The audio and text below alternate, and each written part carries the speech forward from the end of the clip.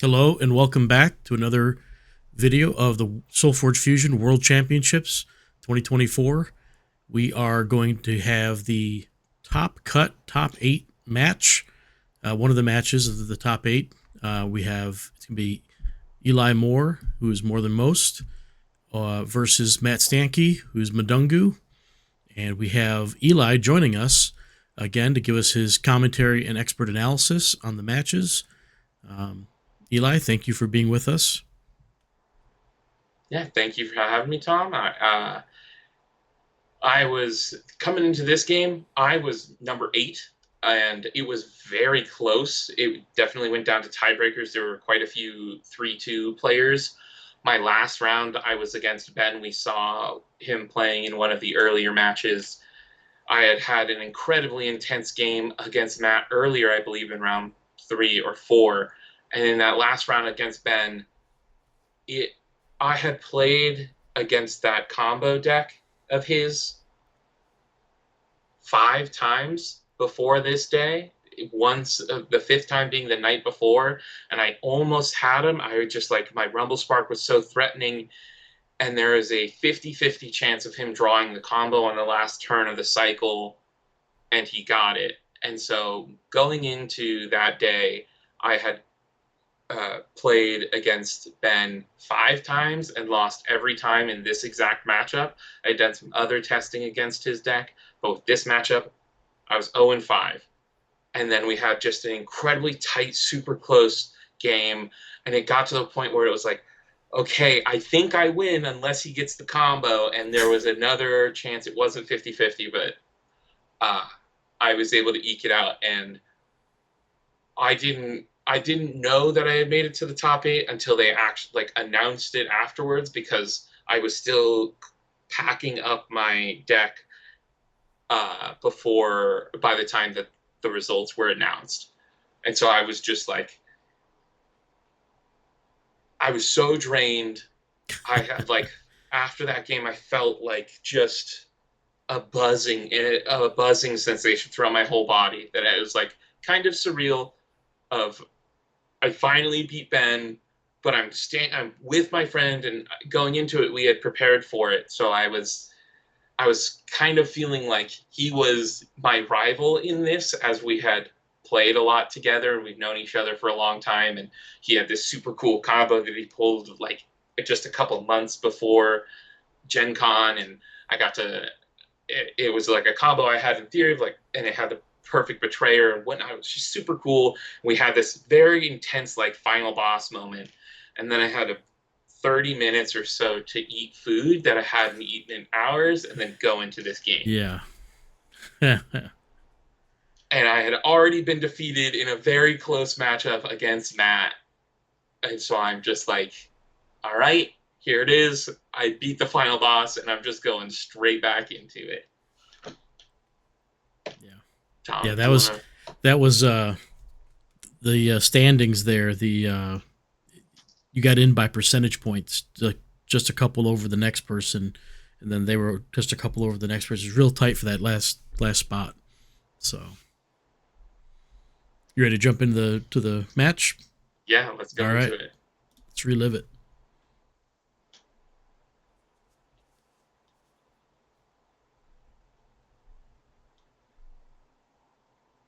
So I'm starting with the Forge here, and I'm playing an Indomitable Fiend. It's a classic. I'm on Forge. I'm playing Necrium. I don't know what to do. Let's just put this out, get a sense of what they might do.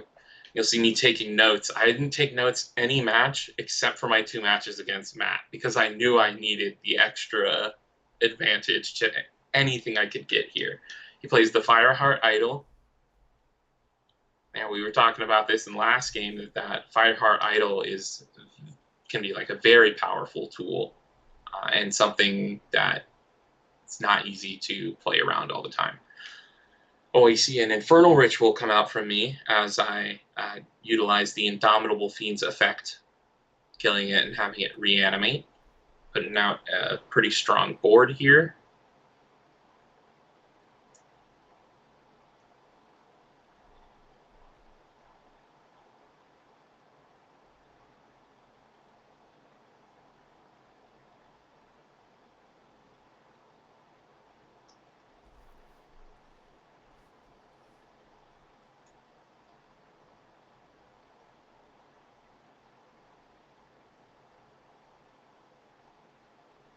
I was panicking a little bit. I couldn't find my rumble spark going into the top cut.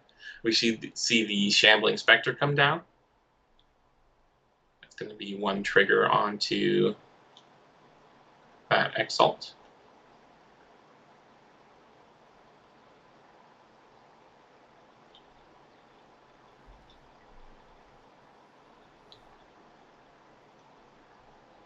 So I'm taking a bit of an early board presence here, knowing that Exalt is going to come down and hurt me later, but my Indomitable Fiend dies and reanimates, and it will soften up that Shambling Spectre.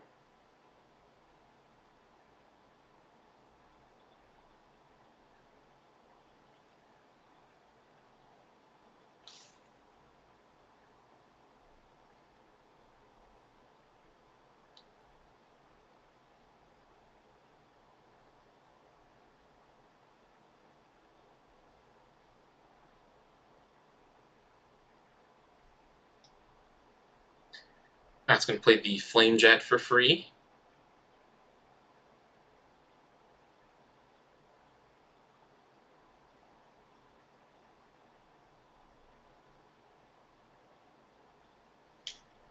And then we get the Blitzing Invocust, and then it will activate to kill off my Indomitable Fiend. So there was another spell triggered there with the Flame Jet, so there's now 2 counters.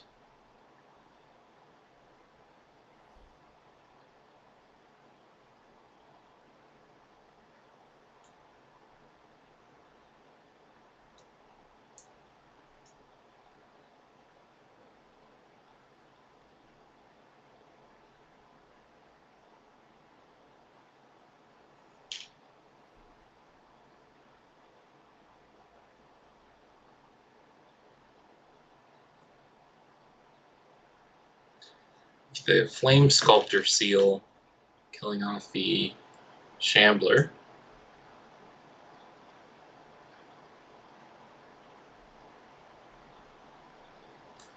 Really thinking about where I want that Flame Sculptor Seal to be.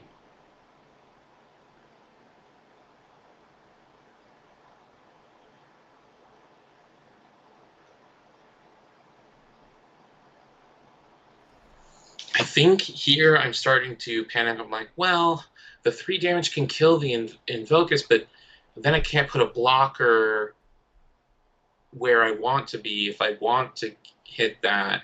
So maybe I should have put it there in case I would block with a mage on the Invocus and then hit something else for 3. And I'm definitely starting in my head here. I'm like, oh, I'm starting to second guess myself.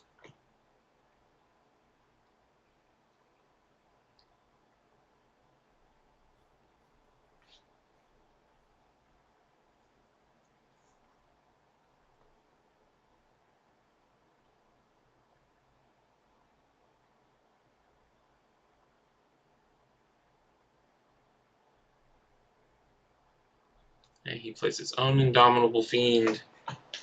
I have the Shambling Summoner, and he can activate to make a zombie since I've already played a spell.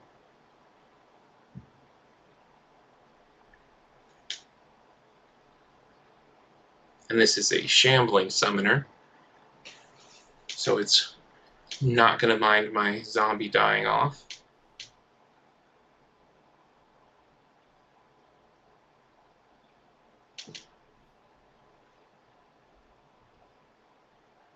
Right now, neither of us has hit the Rumble Spark. We're moving into the second turn, and internally I'm thinking, okay, right here, we might both hit it. One of us might hit it, or we might both miss it. Where is it going to be? Who hits the RSE? How is this going to impact the game?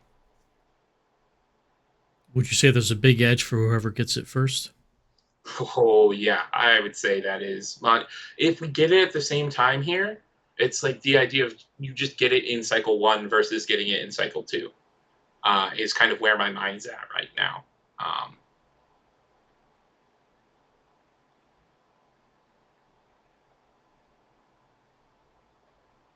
Yeah, it potentially, it's not always huge, but if you miss it, there's the big feeling of, oh, I bottom fived my Rumble and they didn't, or okay, we both bottom fived our Rumble. What's this game gonna look like? I'm playing the Shambling Moeba, little 1/5 now, but it's a pretty big body. The other levels.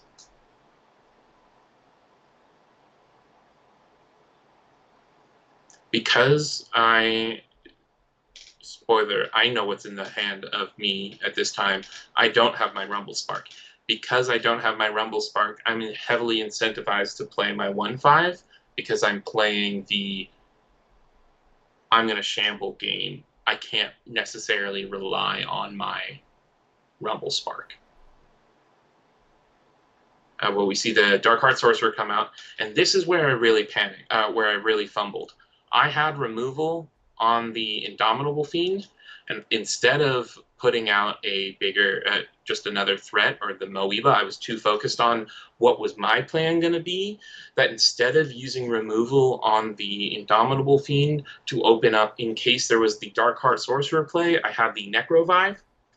Now I have the Necrovive, and he can just sacrifice the Indomitable Fiend, and that was a huge mistake on my end, where I wasn't thinking about. I was just thinking about my plays, and I was not thinking about my opponent's plays. And it's like in the top cut of Worlds, yeah, think about what your opponents are playing, but you've also been playing the game for 6 hours, 7 hours in a row now.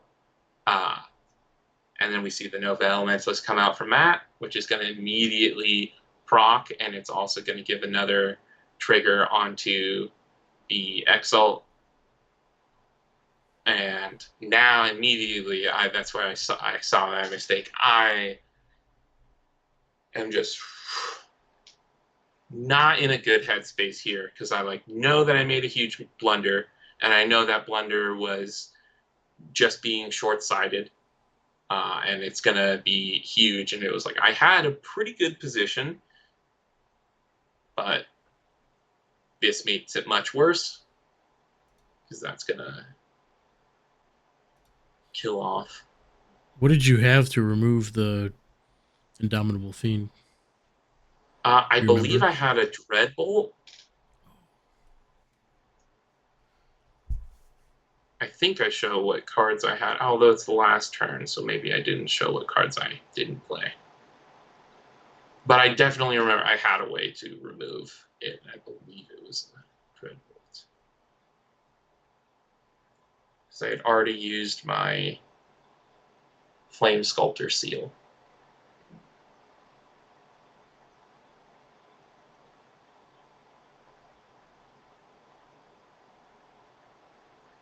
And right now I'm missing some card that I didn't upgrade, panicking in my head.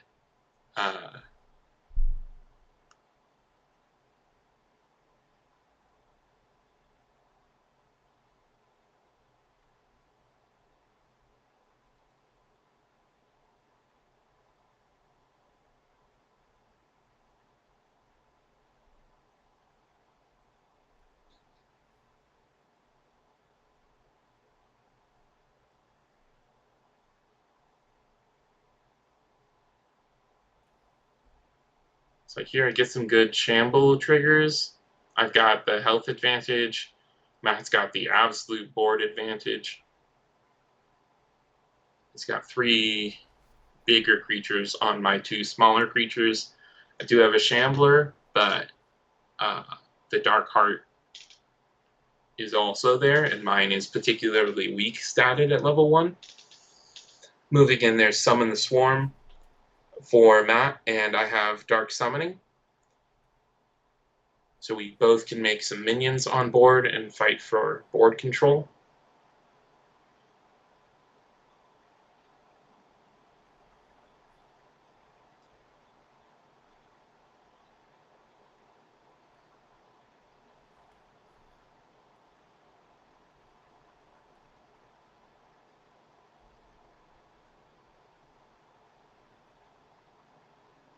Now I look at it, I'm like, did I even shuffle that? I think I did 1 riffle shuffle, so I'm glad Matt did shuffling. I'm just so in my head right now.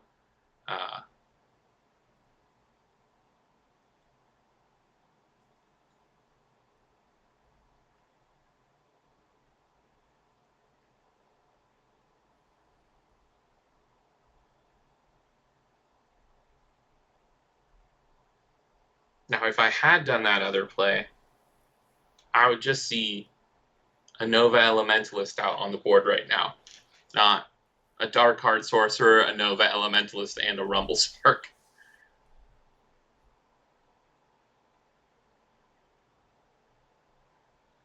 Matt's got the Forge moving into this cycle.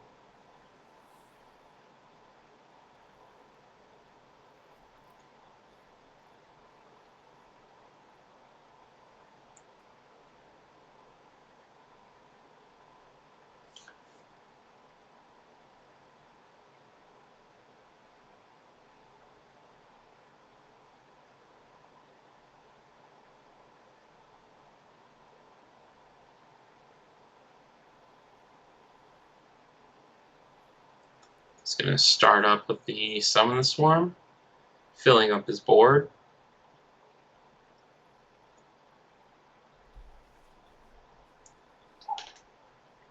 And we see the Fireheart Idol come down. So we're going to see some Darkheart triggers, a lot of Spell Sprites, and a Rumble Spark. All the I like spells stuff.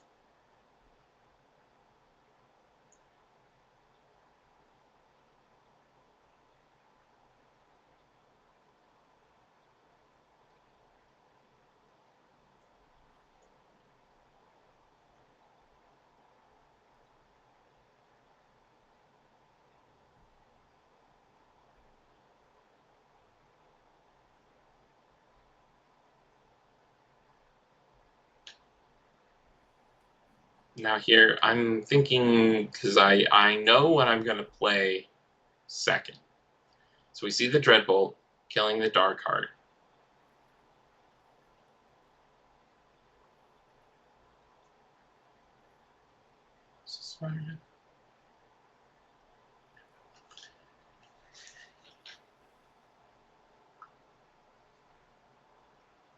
And Matt's going to play his Shambling Spectre.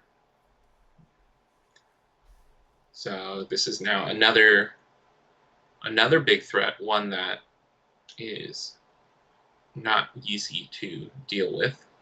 But I have my Nova Elementalist, which I'm going to play.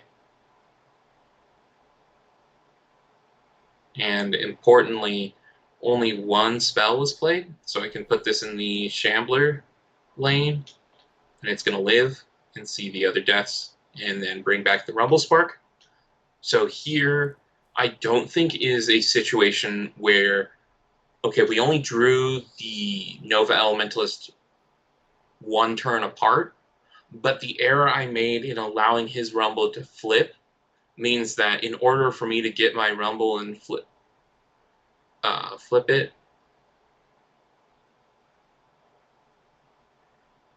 I have to sacrifice a lot. Now I'm looking at this thinking, why am I not blocking? Do I just really want that body on board? Yeah, I think I'm sacrificing a little bit of health here to keep fighting for the board because I'm still losing on the board. So I think I let the Rumble Spark come in, but that was a very tough decision to make. So I'm going to have my zombie die, which lets the Rumble Spark flip. But suddenly I had a health lead going into this turn, and now I've got a good chunk less than Matt does.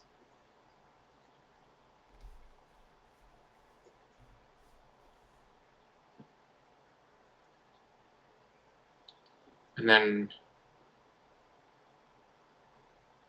deciding where I put this Rumble Spark. I put this Rumble Spark against the Shambling, and I think that's a huge mistake. We talked about how that Exalt that just sits back there, you kind of forget about. Critically, that thing deals 7 damage.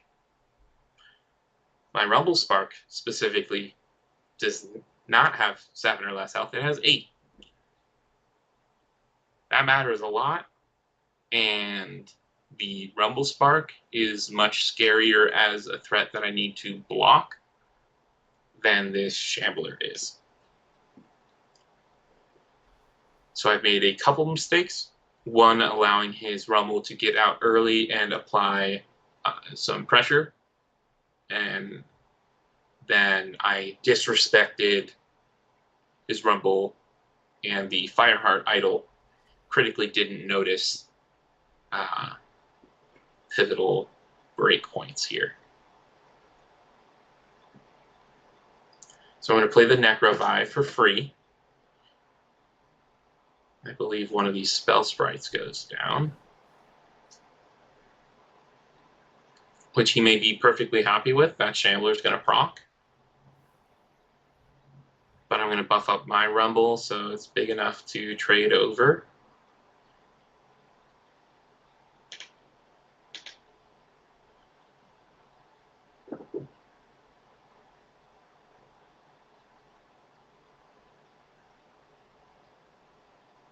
And here is where I start doing some math about, oh, how do I block things? Where do I go? What can I do?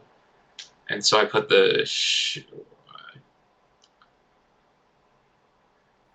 Shambling Moeba there, not thinking about that Exalt. That's going to deal 7 damage. So not only did I miss it when I first placed the Rumble Spark element embodiment out, I then again missed it with the Shambling Moeba. That's a threat. I will say here, just so viewers understand, at some point in this video, the camera stopped recording for like a play or two. We got it going right before they finished up the match, though, so it'll jump ahead a little bit. You may notice, you may not, but just want to let viewers know that we did have the video cut out just briefly. So we see a Gloom Reaper hag coming down, blocking my Shambling Moeba.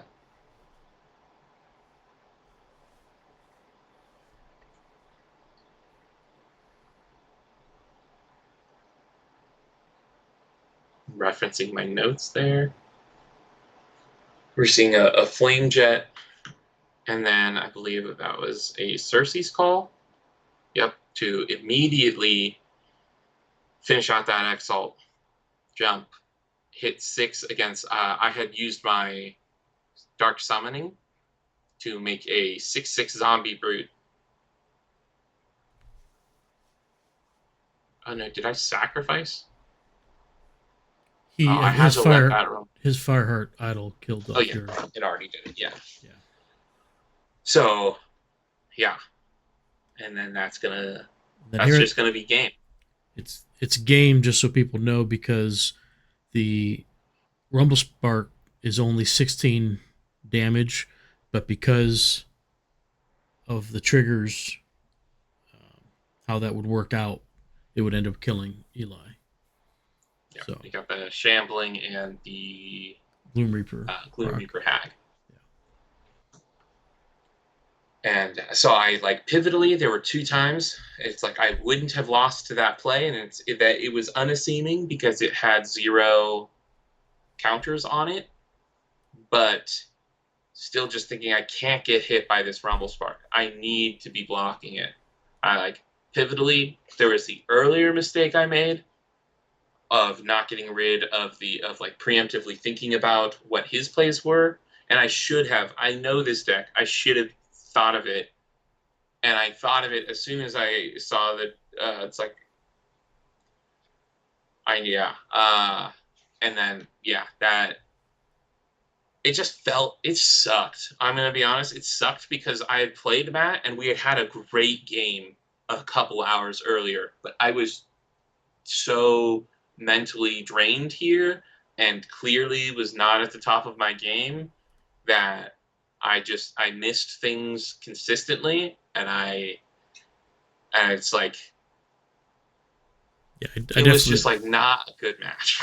Yeah, I totally understand what you're saying with the mentally draining part. Like, you go 5 hours of playing in the Swiss rounds and you make top cut, and then we were lucky to get a half hour to get some food, and then you're right back in it, and it's just like, it's a lot to sit down there and play that long straight in a competitive environment like that. So I know I felt the the mental strain. So Yeah, the worst part was it's like the look. It's like, and Matt didn't say anything rude or anything. I'm not saying that, but it was like his response, the short back and forth we had afterwards. It's like I know I was down on myself because I played poorly, but like I felt like he felt disappointed in like that I didn't provide the challenge, and that may have been my where I was sitting in that moment. But I remember just hearing, I was when I said I should have done this, and he just said, "Yeah," and it just sunk so deep. But yeah, but it was cool to make it top 8. I've made top 8 in every world championship, so I'll take that. But that was a well fought game from Matt. He absolutely he played super well, and yeah. definitely tough. So, well, thank you for giving us your insider information on the match there, the commentary and the analysis. I appreciate that, Eli. Hopefully, all the viewers also have enjoyed it. Again, we appreciate everyone who's watched, and supporting the channel and SolForge Fusion in general. We are going to update the standings to show the matches, see who made the top 4, and then we're not going to have a top 4 match. We had a problem with the storage space in the camera for recording, so we do not have the top 4 match. We have like 5 minutes of it or something. It doesn't get too far enough into the match for it. So we're not going to have that. So the next video we have will be the World Championship, and we have that in full. And that's going to be a heck of a battle. So stay tuned for that, I guess. Keep on the lookout. I'll be definitely posting a link for that in the Discord when it's released. And I appreciate everyone again. Thank you for your time.